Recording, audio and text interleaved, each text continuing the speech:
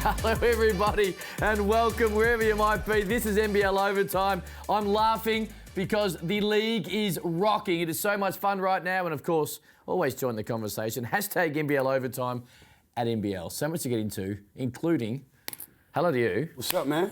Look, you're the MVP, you're the star of the show. I believe you've got a new role, but I'm going to unveil that a little bit later in the show. But congratulations on it, man. Congratulations. I'll get to that. Liam, Sand and Maria, the best in the business. Hello to you. What are you talking about? You'll find out, and you'll agree with me. You guys have a good day at the races?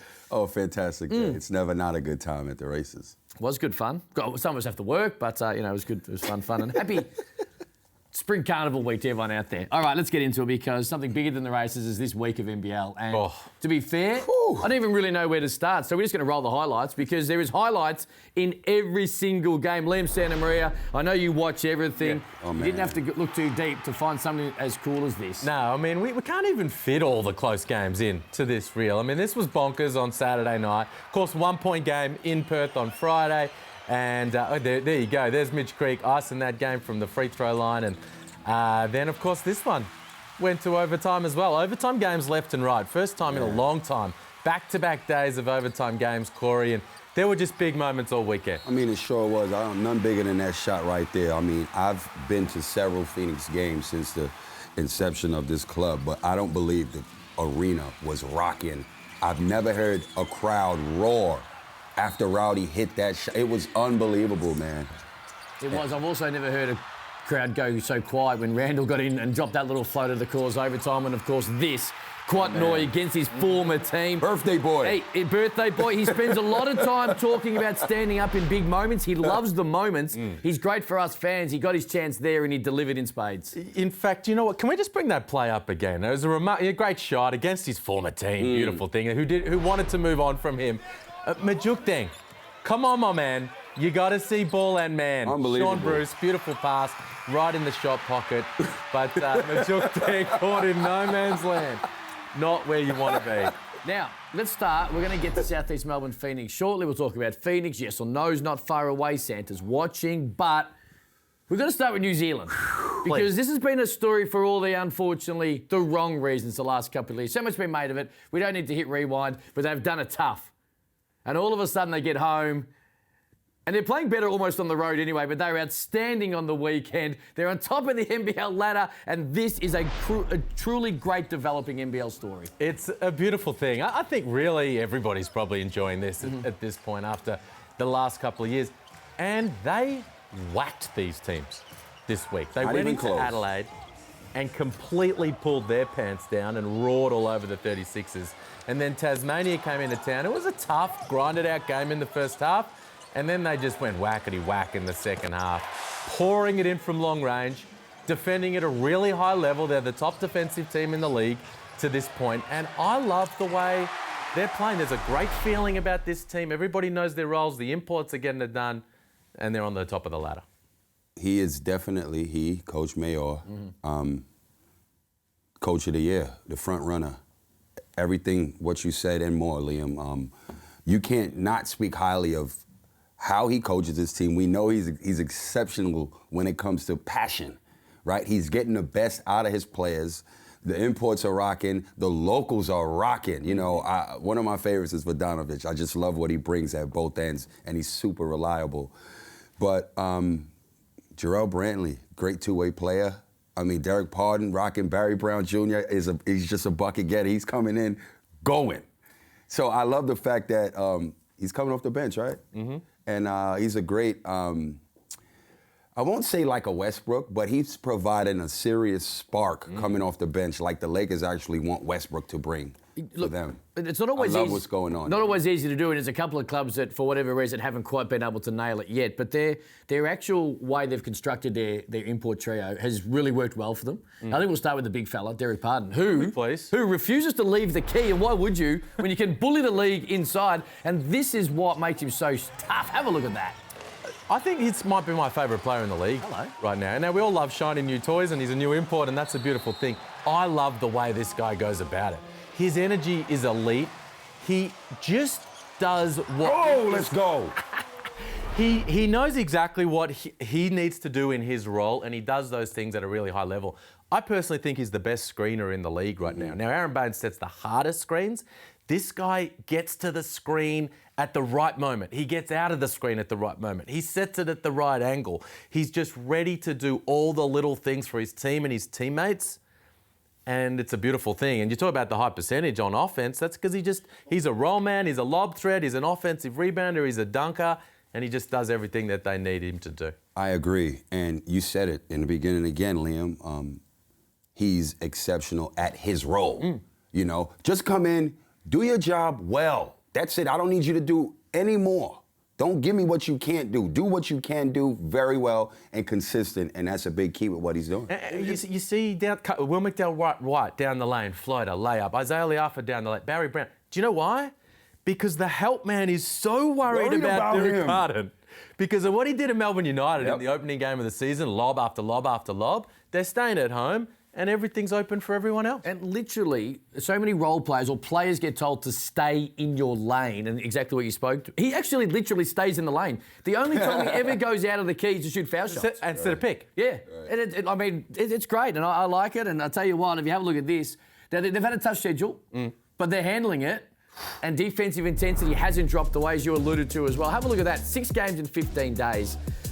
Starting, of course, with that win over Southeast Melbourne Phoenix a couple of weeks ago, and away from that. And there's some big wins in there. They are kicking ass. That's exactly what they're doing. They had a bonkers schedule. That win over Cairns when they were running in mud and they scored 5 points in the first quarter was their 4th game in 9 days. 6 in 15 and they go 5-1. I think we talk about players 100% buying into the approach of their coach. And traditionally it's Scott Roth, and we spoke a lot about that. I think that Cairns game's a perfect example. There would be teams in this league with a tough schedule after putting up a stinker of a first quarter. We just curl the toes up and go, okay, cool, we're on the road. We've got an excuse to lay back on. We're in Cairns. Okay. And then they just defensively went to that next level. Defensively, they were good in that first quarter as well anyway. But that's all credit to the entire coaching staff, to be fair. Have a look at their upcoming schedule, just quietly. After that, what they just had, that tough schedule, have a look at this. These are their next 6 at home. Now, of course, there's some tough teams in there. So you got Sydney twice and Southeast Melbourne's playing very well and the like. But now 6 of 8 at home. You spoke about their defense best in the league. This is not a pretender. No. This team actually, let's start to get our head around the fact that they're actually a contender. Up on the ladder. Yeah, you know what? Every game should be a sellout. And they're raucous, they're going nuts, and so they should be the Breaker faithful. But they haven't got to see them for 2 years, right? Outside of a small smattering. And this is a really good team. Really good team, and actually lends a little bit. I know you can't compare it. It lends a little bit of how tough it was on the road the last couple of years when they had a talented roster, and it kind of sucked because they couldn't get home and build that momentum. Time to build it. Breakers fans, get to the stadium. And if you want to, you can dress up, because Halloween was behind us, and we've seen a couple of little funky costumes. I'm not a costume guy myself. Is there one that stuck out for you? I liked what Alex McNaught brought to the table. It doesn't play a lot of minutes, but he was the MVP of the Arrivals. Little Spider-Man, I love it. That's dope. Looks good. He's buying right in. I liked a little bit of Ron Brockhoff. Hit me. Over the weekend, he came in and brought the energy for the Southeast Melbourne Phoenix. He came in representing as Thing 2 from the Dr. Zeus, the Cat in the Hat. The family got involved and he was there, but everyone else kind of a little underwhelming. Let's talk Southeast Melbourne Phoenix, because if it's not New Zealand, who's the hottest team in the league right now, it is Southeast Melbourne Phoenix. And the thing I like the most about the Phoenix, and we spent almost every week, in particular in the second half of last year, talking about their inability to close. Well, RSC Arena, they close. Again, another one on Sunday at home, they close. Trey Kell was great late. This team is a team that have handled their business in the off-season and rectified their major issue. This team is for real. Again, you just said it. That was my biggest beef with this team. Can they close out close games? Do they disappear like they did last year? And you know what? This team is here. They're legitimate contenders. They're stacked. They're loaded. Trey Kell, at first I wasn't sold on him. I felt like the way he played, I wasn't really impressed how he went about it. This guy's for real. He lets the game come to him. He stepped up big, but rowdy. Obviously he was hit with injury a lot since coming into the league, and there was huge expectations for him, and it wasn't fulfilled. But now, he's back. He's hit some big not shots. None bigger than that 4-point play versus Adelaide. Again, I was in that arena. And when he hit that shot, the way that building erupted, I said, this team is for real. They got a loyal fan base. It was packed. I think it was almost sold out. Like, were you in there? Mate, yes, I seen you. Okay. Like, I was standing up from the last 2 minutes of the game throughout the whole overtime. It was that good of a game. But let me tell you something. Please. You know who's the key to this team? Gary Brown, yo. Gary Brown. I had to write this down. Closer. He's the pressure release, floor general, passer, shooter, defender. This guy is the real deal. Simon Mitchell touched on it. I believe in the Southeast Melbourne Phoenix. I saw it. Anytime they look like, I thought they were going to lose that game. They went down 4 or 5 points because Craig Randall, timeout. I said, oh my God, 2 minutes left. Let's see what they're going to do. Trey Kell scored a 3 and then scored a bucket. Tie ball game. I said, oh my God, this team is for real. They found a way to win down the stretch. Great performance. Look at me. You know me, I'm always on and off a train. No doubt. The train ain't going well, I'm out. I'm back on the Phoenix train. We know. I think you have to be. We wanted to wait until we saw this whole team with all their guys on the floor, right? Those first 3 games, they won one, they lost a couple, but they didn't have all those main pieces there. Well, they're undefeated. Big Sauce, Joe Chi, they balling. Yeah. They got a crew, man. They're undefeated since that group has been in. But we can talk about all kinds of guys.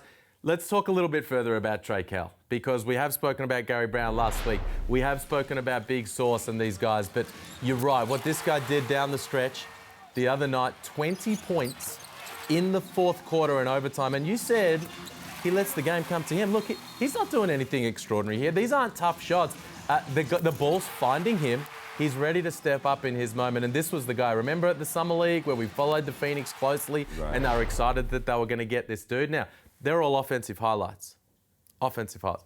Guarded Bryce Cotton down the stretch in Perth. Guarded Craig Rett in that overtime period. Now, he had some looks, but they've got a guy now that they feel comfortable at the offensive end, but also guarding those premier scorers in big moments. And you're right, that's the team that is going to do some damage. Look, I couldn't agree any more with either of you two.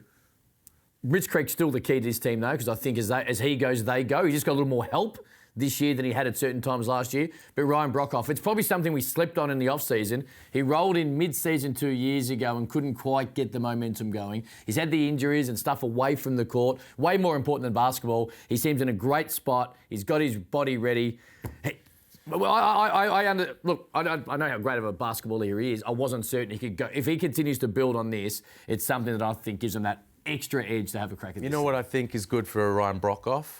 How many weapons they have. So it's not just relying on him. Because that's who he's been his whole career. That's who he was in the NBA, in Europe. That's who he was on the Boomers. Once they get a team, they drop it into Big Sauce in the post or Mitch Creek. The double comes, everyone's in rotations.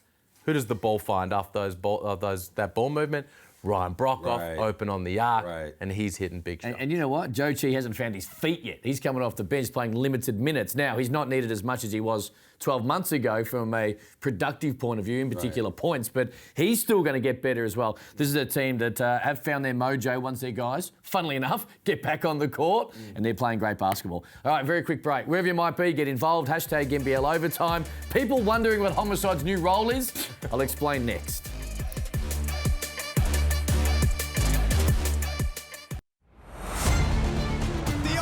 Response from Melbourne United. Humbled on their home floor last Sunday. They go to the hardest venue in Australian basketball and win. And Cairns, these road warriors get the job done on Melbourne United's floor. The 36ers are loaded and they come to Kudos Bank Arena and beat Sydney. The Breakers get the job done. They find a way to beat the Taipans. They come away with a big road win. That's an outstanding effort. Away teams. Away teams, away teams, away teams. And that's just a small little snapshot of away teams going on the road and silencing the home crowd. We are NBL Overtime. Boys, have a look at these statistical numbers. Now, I'm not a monstrous stat guy, but as the year continues to roll on, have a look at this. This is only in the season we're currently in. First 5 rounds, 8 road teams have belted the home team. And last season only happened 20 plus 8 times in the entire season. Remarkable. So not just getting wins, No, big wins. belting them. Now, I want to go a step further. Since January 1, so this calendar year, which is the second half, majority of last NBL season, but since January 1, there has been 67 home team wins and 74 away teams. A home team is only winning 47% of the time in the NBL. It is remarkable. I'm just picturing our man last night with the pen and paper counting these out. Jeez, I hope I didn't miss a game. Now, I've got a theory. Let's hear it. I've got a theory, and it doesn't just translate to the NBL. It translates to world sport, which we are seeing a little bit. The pandemic and the way that these athletes and all across the world had to deal with weird, certain, flexible things that had to happen. Hey, knock on the door. You can't play because someone's tested positive. You've got to spend 7 days in a hotel room. Or, hey, you're not going to be home for like 3 months. You're going to have to go on the road. We've seen Melbourne United famously do it a couple of years ago. They come back for 1 game in 3 months to win a championship. It's allowed the athletes to just be like, you know what, okay, this is the norm now. So going on the road doesn't slap them in the face as much as it used to 10, 12 years ago. And I think it is a trend we are seeing in world sport that translates, particularly stats-wise, in the NBL. I like it. Usually when you say I've got a theory, it's kind of rubbish what tends to follow. Mind you, the NBL's introduced 5 of my rubbish theories in the last couple of years, can't be that bad. That is true. This one I like. Yeah. They're used to being out of their comfort zone to the point where it's almost comfortable now, and teams are enjoying going in and getting things done. All right. As I was tippy-toeing through the birdcage yesterday at Flemington Racecourse, I happened to glance over into a very high-quality, high-end marquee. Right. And I seen our man in furious conversation with a couple of the Perth Wildcats ownership. Ooh. So are you a new mentor to the Perth Wildcats ownership crew? How'd that conversation go? I do a little tongue-in-cheek, but how did the convo go? Because you are sometimes... Did you see me? Up and down. I glanced you. I seen you. And you were making some points. What was the hand topic movements. Of the conversation? What was the conversation like? Well, to be honest, I can't even say. Because that conversation, I said wouldn't leave. Fair enough. I'm going to say you said, listen, I got a guy. You need a 4-man? I got a guy. Wasn't that at all. It was a serious conversation. I know, it looks serious. It was serious. What do you make of the Wildcats? Well, I am tongue-in-cheek a little bit. What do you make of them right now? A team that we expected to be pretty decent, started off well, and have hit that rut. And they were really, really, really poor, in particular in the second half on Monday night. Just the inability for guys to step up. I mean, just, again, I had said this, I think, a week ago, when I said I was on the train in the beginning because I truly believed that if you on that team last season, you want to make sure you erase that by coming out and making amends from how it ended last season. And you're seeing the complete opposite. For me, change has got to be made. I'm not waiting till down the stretch. Young fella's a rookie, and he hasn't come in and delivered. He's averaging 7 points a game. It's not enough. And that 4 position is vital to what they do. When Cotton's coming off and he's getting all that attention, he usually can kick it back. Nick K for 3. You know what I mean? Whoever's at that 4, knocking it down. They don't have that. Brady Manick is getting wide open looks, clean looks. Can't hit. How long do you wait? Todd Blanchfield. Now you see him, now you don't. I'm not seeing enough from Corey Webster. These are savvy vets that have played in this league, won chips. You know what I mean? Like, where are you?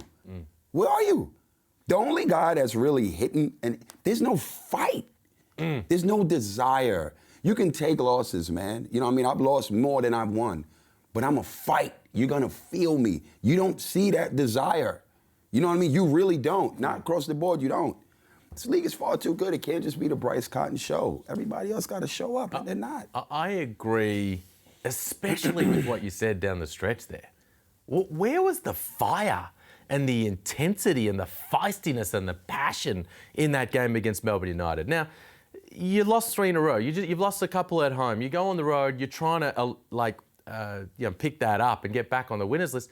And Melbourne United didn't feel them in any way, shape or form. No, but when there was a big bucket, nobody got amped. When there was a run against them, nobody got passionate to bring the team together and get everyone back on the same page. It's a quiet team that's playing a bit quiet right now. And so that's an issue. The Brady Manning thing is an issue as well, because coming in, we thought, okay, he's a rookie. The teams are going to go after him and at him defensively. One thing we know about Brady Manning, he's going to hit shots.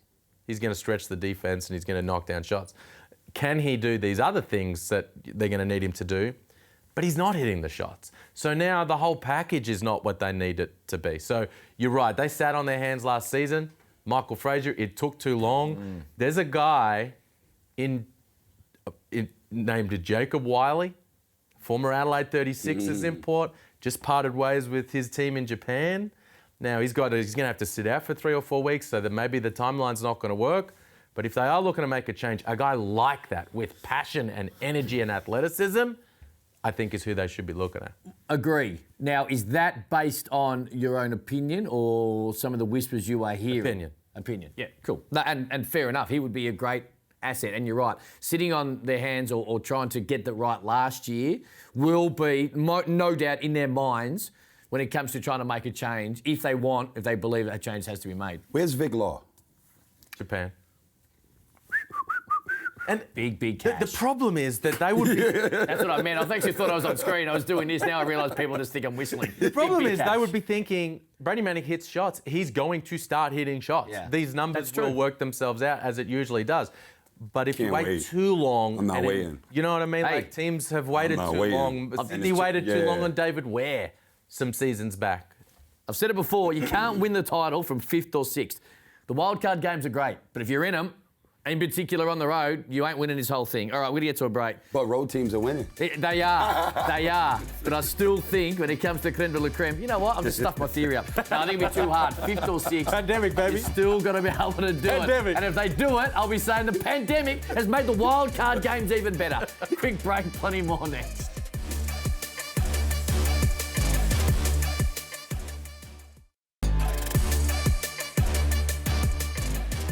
It's NBL Overtime, wherever you might be and get involved. Hashtag NBL Overtime. Hit us up via all our socials. And Liam, a unbelievably great guy, a passionate basketball man and a great viewer and a very, very close friend of the show, NBL Overtime, is unfortunately going through a real tough time. Yeah, he is. Nathan Hand, at Handyman23 on Twitter. People know him as Handy. Mate, you're a legend, mate. And I know you're having a tough time at the moment and you've been an absolute warrior. The world needs more people like you, a great father, a great family man, and a really positive bloke. And on behalf of the entire basketball community here in Australia, I just want to send you out some love to you and your family. You're a legend. Keep battling. Enjoy the time with the family, and we love you. Very well said. Handy's also the guy that put my face on the Cam Oliver dunk when you called it Cam Luke, one of the best dunks we've ever seen. So we do love you, mate. Hey, yes or no? You ready? I'm ready. Would it be fun to see DJ Newell back in the NBL? Ooh. Yes. Hey, should NBL Overtime charter a plane on Christmas Day from Melbourne to Sydney to get there for the Kings and United? Yes. Yeah, I agree. Hey, right now... Right now, would there be a New Zealand player in an All-NBL team? Right now? Yes. Who would it be? Brantley. Okay. Is the Craig Randall conversation being overblown? Yes. Okay. Is it time to start Luke Travers?